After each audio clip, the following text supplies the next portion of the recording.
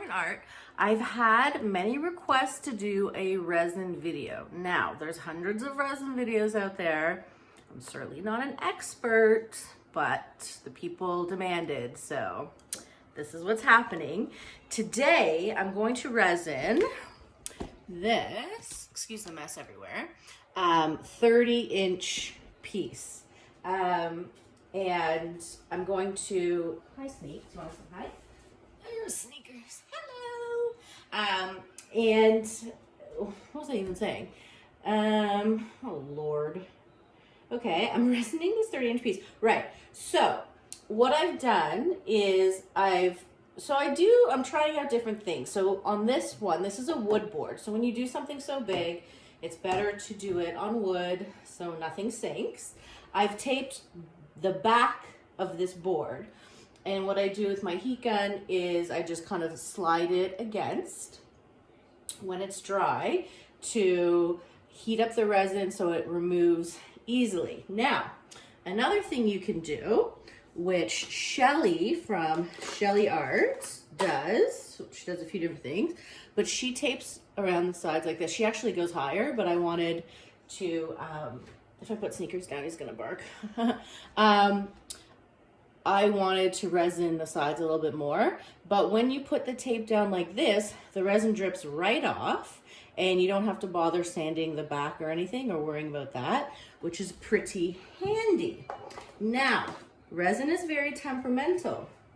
You need a really good temperature in your room.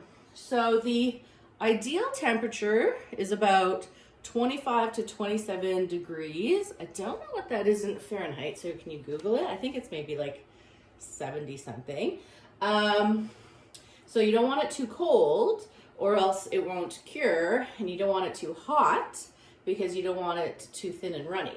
So I try to keep my room at that temperature. Now, what I also have is, you can see right here, this is a filter. And this takes out all the dust, and it's a HEPA filter because resin is really dangerous. This room I close off when I resin, and it's sealed, so none of the fumes get out because safety with resin is number one, and so we'll go into safety in a minute. However, dust is like resin's worst enemy. So, oh, I just turned it off. So this is what I have. Now I also have a humidifier because the room that I'm in isn't really controlled. I just have a fireplace. It's not temperature controlled. So a good humidity is 50%. So I have my humidifier in here to keep it a good humidity. I have my air cleaner here to get the dust and all the fumes out. Now, safety-wise, hopefully Sneakers doesn't bark. Always, these are my old gloves.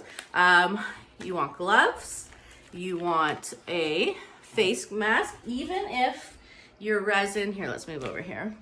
Even if your resin says it's low VOC, you still don't really want to trust it because resin is super dangerous. So what I have is, oh Lord, hold on. Okay, hold on, I'm gonna give him a bone. Okay, here. So I have this 3M mask, and it's a double cartridge thing. So you want to make sure it fits on your face. Now, goggles are also a good idea. They're somewhere, I can't find them. So everything is covered. You don't want resin to touch you. If it does, it kind of burns a little bit. You always want to be safe. Now, types of resin. So I'm in Canada, so I can't get a lot of the good resin. No, I shouldn't say that. I get good resin, but something like in the States, a lot of people like KS resin, which I've never tried. It depends on what you're doing. So if I'm covering art, I use, oh, there's Penny. You've never met her before. She's always sleeping. Say hi to your friends, Pen. Yes, she's the good one. She's mostly quiet. Good girl. So resin comes in two, oh God, these are big ones. It comes with the resin and the hardener. Now, I use art resin for all my big art pieces. It's not really heat resistant, so if you're making functional art like coasters or trivets, you don't want to use art resin necessarily because it only goes up to like maybe 100 and something. So for my coasters, I use, now this is Canadian, I use Artworks resin because it goes up to 200 and something. And for my trivets, which are extra hot, I use Stone Coat resin, which you guys can get in the States. You can get it at a lot of places actually. And this goes up to 400 and something. So you know it's the countertop, Stone Coat countertops. It's super heat resistant, so this is a good one for heat resistant. Now, some companies say, and I believe Art Resin says, sorry, shh. Okay, Mo doesn't like loud noises. To put the hardener in first and then to add your resin part. I just do it because that's what they say. May not be necessary. I love these cups. Now remember, I do big pieces, so I need big everything, right? So these cups are really great. They're super confusing with all their numbers, but I just use the ounces section, and you have to make sure it's exactly 50-50 of each. So some people, they put each separately in a warm bath for about 15 minutes to warm it up. It helps it mix easier. It helps have less bubbles. I've done it once. I personally didn't notice that much of a difference, but it also quickens up the drying time. So you have to move a little thicker. So the hotter your resin is, the thicker you have to work because it hardens faster. So I'm not going to be talking in the video because I'm going to be having my mask on, but what you'll notice is when you first start mixing your resin, so a lot of resin says to mix for 3 minutes. So when you first start mixing, it looks super cloudy and you can't really see in it. And you want to mix pretty well, but also kind of slowly because you don't want to get too many air bubbles, but that's just kind of going to happen anyways. So after about the 2 minute mark, close to the 3 minute mark, you're gonna see it becomes super clear in here and you see lots of tiny little bubbles, and that's good because you don't really want to pour it until it's clear. And sometimes I have like little bubbles popping up, and that's when you know that it's ready because it's super clear, and then you can just torch those bubbles out. So you've mixed this for 3 minutes, you have your gear. Now, how to spread resin. I use my gloved hand. I just find it easier because I could feel where there's spots missing or where there's kind of dry spots. A lot of people use business cards or cardboard things. I'm just a very handsy person anyways, so that's what I do. And I make sure when I pour the resin and spread it out, I make sure to do a line around the edges because it self-levels, okay? So I push the edges off and I bring my hand around the side if I'm resining the sides, so the resin will all just drip evenly. Now, resin bubbles up over time. It releases the bubbles. So what you want is a little kitchen torch.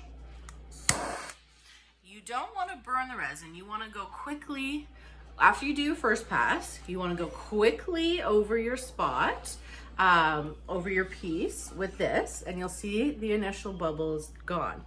Over time, you're going to see little bubbles pop up. Now, this is where it gets tricky because you don't want to leave your piece open to the air elements for long, but bubbles can pop up. I went to go check on a piece about 45 minutes after it was poured and totally flat, and I went to go check, and 45 minutes later there was one pesky big bubble that popped up that wasn't there before. So, and that can just that's so annoying because it could ruin your whole piece. So what I do is I check for the first hour every 15 minutes. So for the first 15 minutes, It's open. And and you really have to use your eagle eye. Like, I get down, I look at the surface, especially for a big one. It's easier obviously with smaller, but with bigger, I like this, and you really, because there's teeny little bubbles. So you wanna get them. Now after the first 15 minutes, and you keep checking the sides because you don't want drips down the side, what I do is, because I really wanna get one of those big, picnic nets, that's a really good option, that cover your picnic food. They're like mesh, and then you could put a sheet on top of it so the little air doesn't get in. But since I don't have that right now, let's go back in here.